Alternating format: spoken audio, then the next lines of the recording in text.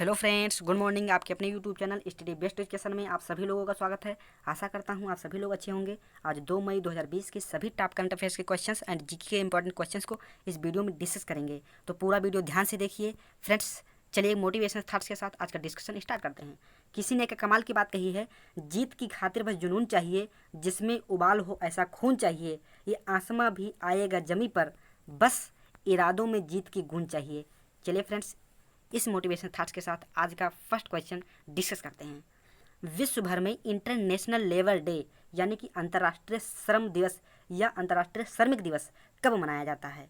तो यह 1 मई को अभी हाल ही में मनाया गया, इंटरनेशनल लेबर डे। अब बात ये आती है कि ये आखिर क्यों मनाया जाता है। इसे अंतर्राष्ट्रीय श्रमिक दिवस के रूप में श्रमिकों के योगदान को सम्मानित करने के लिए मनाया जाता है। और बात करें फ्रेंड्स, इसको फर्स्ट टाइम 1891 में पहली बार 1 मई को औपचारिक रूप से प्रत्येक वर्ष अंतर्राष्ट्रीय श्रम दिवस के रूप में मनाए जाने की घोषणा की गई थी। लेकिन अगर भारत में बात करें तो भारत में फर्स्ट टाइम 1 मई 1923 को लेबर किसान पार्टी ऑफ हिंदुस्तान के द्वारा इसे फर्स्ट टाइम मनाया गया। आता ही है ILO की यानी इंटरनेशनल लेबर ऑर्गेनाइजेशन। तो इसका मुख्यालय जिनेवा स्विट्जरलैंड में है। प्रेजेंट टाइम में इसके अध्यक्ष गाय राइडर जी हैं और इसकी स्थापना 1919 यानी 1919 में की गई थी। चलिए नेक्स्ट क्वेश्चन की ओर बढ़ते हैं। भारत की कौन सी महाकाव्य पौराणिक गाथा धारावाहिक ने दुनिया भर में सबसे ज़्यादा देखे जाने वाले कार्यक्रम का विश्व रिकॉर्ड बनाया है? तो अभी हाल ही में रामायण महाकाव्य ने दुनिया में सबसे ज़्यादा देखे जाने वाले कार्यक्रम का विश्व रिकॉर्ड बनाया है। ऑप्शन बी करेक्ट आंसर हो जाएगा। फ्रेंड्स, आपको बता दें, अभी हाल ही में 16 अप्रैल 2020 को एक ही दिन में पूरी दुनिया में इस पौराणिक कार्यक्रम को लगभग 7.7 करोड़ दर्शकों के द्वारा देखा गया और यह विश्व रिकॉर्ड बन गया। आपको बता दें फ्रेंड्स, महाकाव्य पौराणिक गाथा रामायण को रामानंद सागर द्वारा लिखित और निर्देशित किया गया था। इस कार्यक्रम ने साल 2003 में दुनिया में सबसे ज़्यादा देखी जाने वाली पौराणिक सीरीज के लिए लिम्का बुक ऑफ रिकॉर्ड्स में भी अपना नाम दर्ज कराया था। फ्रेंड्स, अगर कुछ इंपॉर्टेंट किरदार की बात करें तो जैसे राम का रोल जो है अरुण गोविल जी ने रोल किया, लक्ष्मण का रोल सुनील लहरी जी ने किया। तो आप एक क्वेश्चन कमेंट बॉक्स में लिखकर बताएंगे कि हनुमान जी का रोल किसने किया। चलिए, आशा करता हूँ आप जरूर बताएंगे। नेक्स्ट क्वेश्चन को बढ़ते हैं। मनरेगा के तहत सबसे ज़्यादा रोजगार देने वाला भारत का पहला राज्य कौन सा बन गया है? तो मनरेगा के तहत सबसे ज़्यादा रोजगार देने वाला भारत का पहला राज्य छत्तीसगढ़ बन गया है। ऑप्शन बी करेक्ट आंसर हो जाएगा। फ्रेंड्स, छत्तीसगढ़ कोविड-19 महामारी के कारण लगे राष्ट्रव्यापी लॉकडाउन में महात्मा गांधी राष्ट्रीय ग्रामीण रोजगार गारंटी अधिनियम यानी कि मनरेगा के तहत रोजगार देने के मामले में राज्यों की सूची में पहले नंबर पर है। और ग्रामीण अर्थव्यवस्था को पुनर्जीवित करने और लोगों की आजीविका को सुरक्षित रखने के राज्य के प्रयास के तहत छत्तीसगढ़ में कुल लगभग 18.52 लाख मजदूर कार्यरत हैं और इसी के तहत यह भारत का पहला राज्य बन गया। फ्रेंड्स, अब महत्वपूर्ण तथ्य की बात करें हम मनरेगा से रिलेटेड, तो जनरली फ्रेंड्स इसका पहले नाम था नरेगा, जिसका फुल फॉर्म था national rural employment guarantee act, जो कि 2005 में पारित हुआ था। लेकिन फर्स्ट टाइम 2 फरवरी 2006 को आंध्र प्रदेश के अनंतनगर जिले से इसे प्रारंभ किया गया और यह 1 अप्रैल 2008 को पूरे देश में लागू हो गया। लेकिन बाद में 2 अक्टूबर 2009 को इसमें एम वर्ड जोड़कर यानी मनरेगा कर दिया गया। तो इतने इंपॉर्टेंट फैक्ट को आप ध्यान रखेंगे। और बात आई है फ्रेंड्स केंद्रीय ग्रामीण विकास मंत्रालय की, तो प्रेजेंट टाइम में इसके जो मंत्री हैं नरेंद्र सिंह तोमर जी हैं।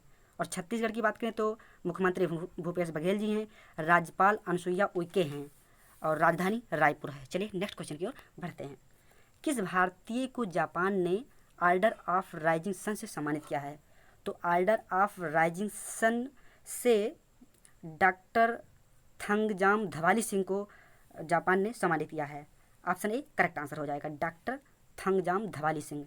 फ्रेंड्स, आपको बता दें कि जो ये थंगजाम धवाली सिंह हैं ये मणिपुर से बिलोंग करते हैं और ये प्रसिद्ध डॉक्टर हैं। इन्हीं को यह सम्मान दिया गया है। ये पुरस्कार उन्हें भारत में जापान की बेहतर समझ को बढ़ावा देने और दोनों देशों के संबंधों को मजबूत बनाने के लिए दिया गया है। अब बात करें फ्रेंड्स कि जो order of the rising sun यह किसको दिया जाता है?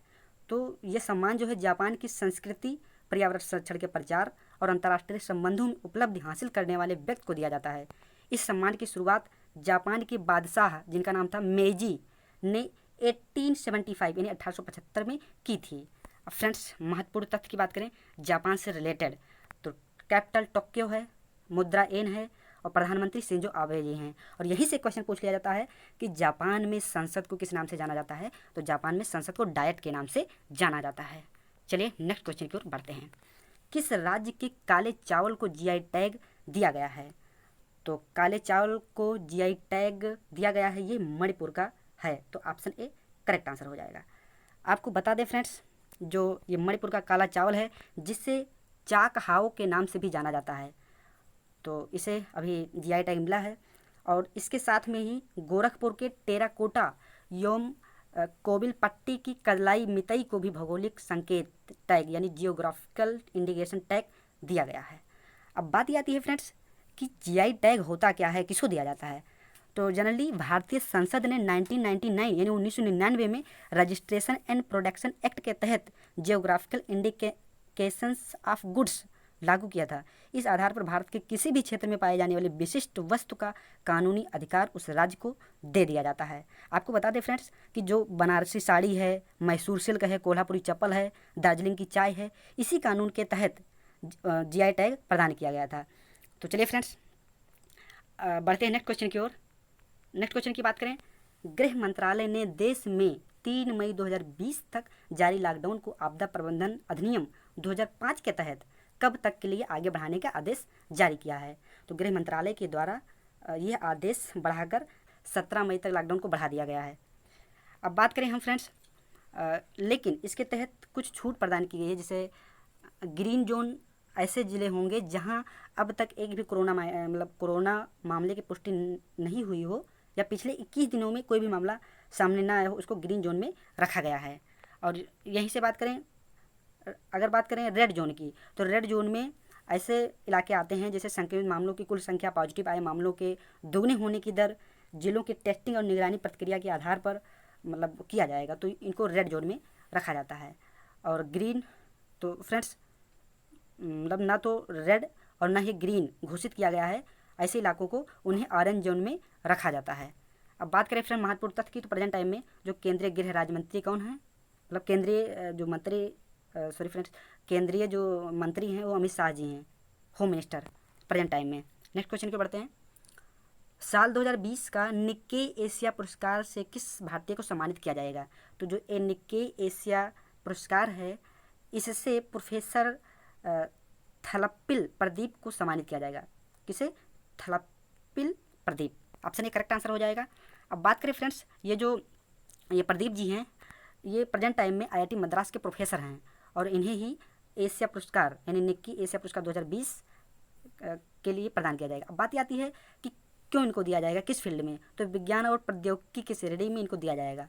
उन्हें इस पुरस्कार से नैनो प्रौद्योगिकी आधारित जल शुद्धिकरण के उत्कृष्ट कार्य के लिए सम्मानित किया जाएगा। फ्रेंड्स अगर हम बात करें अन्य पुरस्कार की यानी अन्य पुरस्कार विजेता की, तो विज्ञान और प्रौद्योगिकी के क्षेत्र में इनको दिया गया यानी थलप्पिल प्रदीप जी को, जो कि भारत से बिलोंग करते हैं, और साथ ही में संस्कृत और समुदाय से रिलेटेड राम प्रसाद कदेल जी को प्रदान किया गया जो कि नेपाल से बिलोंग करते हैं। और आर्थिक और व्यावसायिक नवाचार के लिए एंथनी टैन जो कि मलेशिया से बिलोंग करते हैं और टैन होई लिंग ये भी मलेशिया से बिलोंग करते हैं, इनको इस क्षेत्र में प्रदान किया गया।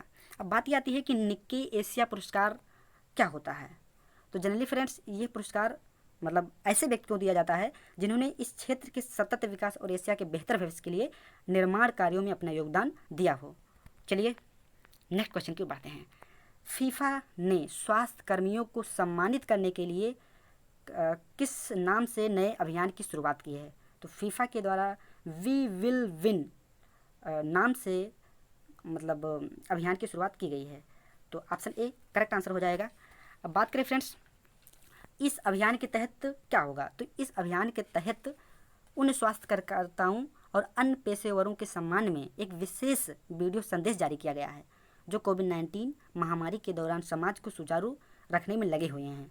और आपको बता दें कि इस वीडियो क्लिप में भारत के पूर्व फुटबॉल कप्तान भाईचुंग भूटिया जी को भी शामिल किया गया है, जिन्हें 50 पुराने और वर्तमान स्टार फुटबॉल खिलाड़ियों में से एम्बेसडर के रूप में चुना गया है। अब बात करें फीफा से रिलेटेड कुछ इंपॉर्टेंट फैक्ट की, तो अध्यक्ष प्रेजेंट टाइम में गियानी इन्फेंटिनो जी हैं। इसकी स्थापना 21 अप्रैल 1904 यानी 21 अप्रैल 1904 में की गई थी। मुख्यालय ज्यूरिख स्विट्जरलैंड में है। नेक्स्ट क्वेश्चन की ओर बढ़ते हैं। किस देश की अध्यक्षता में आयोजित किया गया असाधारण वर्चुअल G20 डिजिटल इकोनॉमिक यानी मंत्रियों का शिखर सम्मेलन, यह किस देश की अध्यक्षता में असाधारण वर्चुअल G20 डिजिटल इकोनॉमिक को शुरू किया गया? तो ये है फ्रेंड्स सऊदी अरब की अध्यक्षता में आयोजित किया गया। अब बात करें फ्रेंड्स भारत की ओर से किसने पार्टिसिपेट किया इसमें, तो भारत की ओर से केंद्रीय कानून, न्याय, संचार और इलेक्ट्रॉनिकी और सूचना प्रौद्योगिकी मंत्री रविशंकर प्रसाद जी ने इसमें पार्टिसिपेट किया, इसका प्रतिनिधित्व किया। और इस बैठक में G20 digital economic task force कोविड-19 मंत्री स्तरीय वक्तव्य जारी किया गया है, जिसमें कोविड-19 महामारी से लड़ने, संचार और संरचना और नेटवर्क कनेक्टिविटी को मजबूत करने के उपायों को अपनाया गया है। अब बात करें फ्रेंड्स G20 की, तो G20 जनरली मतलब ये है 20 सदस्यीय समूह अंतर्राष्ट्रीय आर्थिक सहयोग का प्रमुख मंच है, जो हर महाद्वीप के विकसित और विकासशील दोनों देशों के नेताओं को एक मंच प्रदान करता है या एक मंच पर एक साथ लाता है। तो चलिए फ्रेंड्स अब नेक्स्ट क्वेश्चन की ओर बढ़ते हैं। गूगल पे इंडिया की नई सलाहकार किसे नियुक्त किया गया है? तो गूगल पे इंडिया की नई सलाहकार के रूप में शिखा शर्मा जी को नियुक्त किया गया है। ऑप्शन ए करेक्ट आंसर हो जाएगा। फ्रेंड्स गूगल पे यूनिफाइड पेमेंट्स इंटरफेस यानी कि यूपीआई के लिए एक प्रमुख ऐप है, जो अमेजन पे, पेटीएम आदि के जरिए यूपीआई की सुविधा मुहैया कराता है। फ्रेंड्स अब बात करें गूगल से रिलेटेड इंपॉर्टेंट फैक्ट की, तो प्रेजेंट टाइम में इसके सीईओ यानी चीफ एग्जीक्यूटिव ऑफिसर कौन है? सुंदर पिचाई जी हैं। और अल्फ़ाबेट गूगल की ही एक मूल कंपनी है, तो इसको आप ध्यान रखेंगे। चलिए फ्रेंड्स तो अब लास्ट वीडियो को भी 2 मिनट में डिस्कस कर लेते हैं। बॉलीवुड के स्टार अभिनेता ऋषि कपूर जी का निधन हो गया, उन्हें किस फिल्म के लिए राष्ट्रीय फिल्म पुरस्कार प्रदान किया गया था? तो मेरा नाम जोकर के लिए। नेक्स्ट क्वेश्चन, आईसीसी ने किस क्रिकेटर की सभी गतिविधियों से 2 साल के लिए बैन कर दिया है? दीपक अग्रवाल को। नेक्स्ट क्वेश्चन, हर साल दुनिया भर में इंटरनेशनल जैज डे या अंतर्राष्ट्रीय जैज दिवस के रूप में कब मनाया जाता है? 30 अप्रैल को मनाया जाता है। नेक्स्ट क्वेश्चन, इम्यूनिटी सिस्टम को बढ़ाने के लिए जीवन अमृत योजना की शुरुआत किस राज्य ने की है? मध्य प्रदेश राज्य सरकार के द्वारा किया गया है। नेक्स्ट क्वेश्चन, संयुक्त राष्ट्र में भारत के अगले अस्थायी प्रतिनिधि कौन होंगे? टीएस त्रिमूर्ति जी होंगे। नेक्स्ट क्वेश्चन की बात करें, केंद्रीय सतर्कता आयोग यानी कि सीवीसी में सतर्कता आयुक्त के रूप में किसने शपथ ली है? सुरेश एन पटेल जी ने शपथ ली। यूएसए की राष्ट्रीय टीम का मुख्य कोच किसे बनाया गया?